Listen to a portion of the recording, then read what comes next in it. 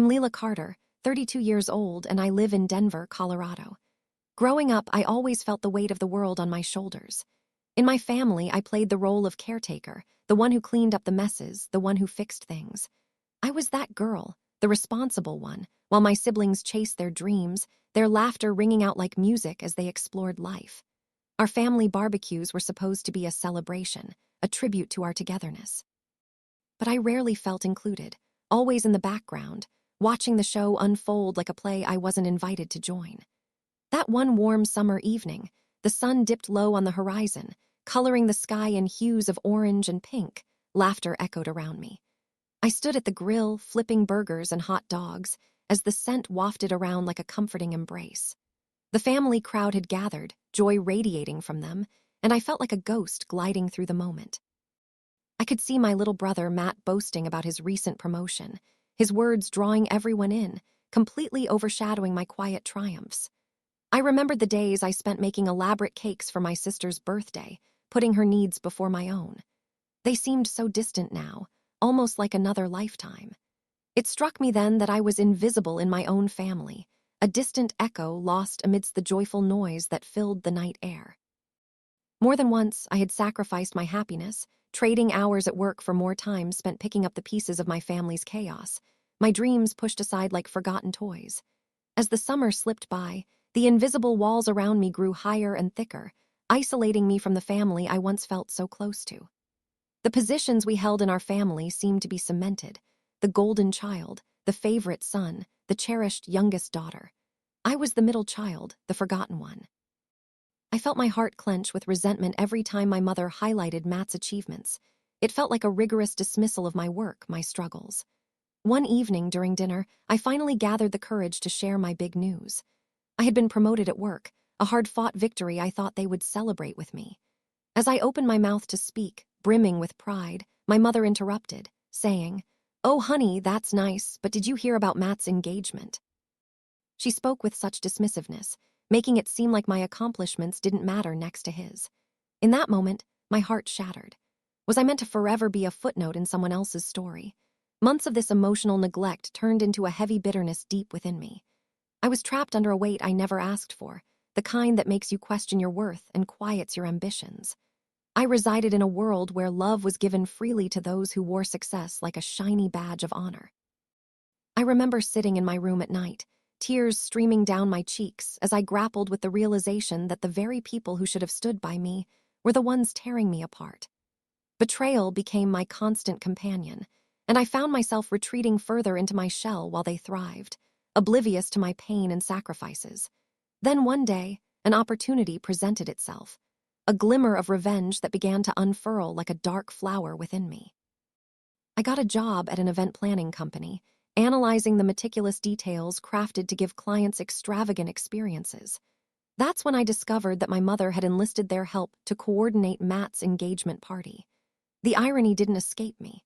I had played the dutiful daughter, doing everything I could to keep our family's financial status afloat while they casually basked in their own successes. But now, I would finally take the center stage I had earned. I accepted the job, knowing it would ultimately be Matt's engagement party. The night of the event arrived, every detail fell into place like perfectly aligned stars. The venue was draped in so much white and gold, the atmosphere electric with anticipation and mirth. I stood behind the microphone, feeling a rush of power wash over me. Everyone was there, the family I had shielded, the siblings whose love I had longed to feel. As I looked at their faces, I felt every hurt that had been buried rise to the surface like froth in a storm. With a steady breath, I began my speech, concealing the fire of resentment behind a serene smile. "Good evening, everyone. It's so wonderful to see us all together tonight to celebrate Matt and his beautiful fiancée. Though we should toast to the accomplishments that make us so proud, I must take a moment to recognize."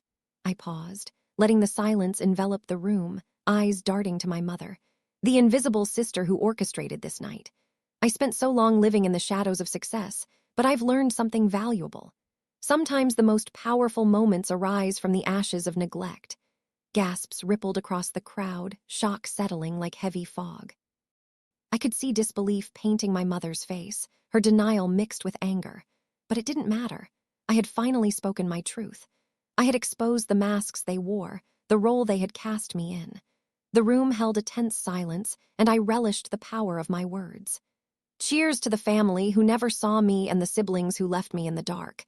May we find light in our own corners of the world. The finality of my words left a lasting impact, a stark reminder that noise and love don't always coincide. As I stepped away from the podium, heart racing, I felt a weight lift from my shoulders. The room buzzed with shock, and though it felt surreal, I stepped out into the cool night air with a quiet satisfaction. I had finally shown them who I was, a woman shaped by hurt but not defined by it. I learned that sometimes, reclaiming your story was not about violence or force, but about revealing the truth they shunned. In the days that followed, something inside me shifted. I began building my own life, discovering the joy in being Leela without the shadows of my family looming over me. I poured my soul into my work, familiarizing myself with my passions, and slowly uncovering the layers of ambition I had long buried. I learned to celebrate the small victories with or without their acknowledgement. Moving forward, I embraced my worth and decided to focus on the connections that felt reciprocal, the friendships built on mutual respect rather than obligation. I finally ceased living for the validation of people who could not recognize my sacrifices. Each day became a small revolution, a chance to step into my power, to claim my space unapologetically. As autumn crept into Denver, I felt a sense of closure wash over me. I no longer craved their love, nor did their lack of acknowledgement eviscerate my spirit. I discovered that the loudest cheers often come from within. The family's pedestal I once desperately sought to stand upon felt unsteady and hollow, built on the backs of invisible sacrifices. I reclaimed my narrative, and it had never felt more empowering. The ache of being unseen no longer plagued me. Instead, I witnessed their reactions from afar, and while they held tightly to their illusions, I relished in the reality I was constructing. Each day brought me closer to the person I was meant to be, a woman who learned to stand tall without the approval of those who had once reduced me to whispers and silence. I was finally, undeniably, myself.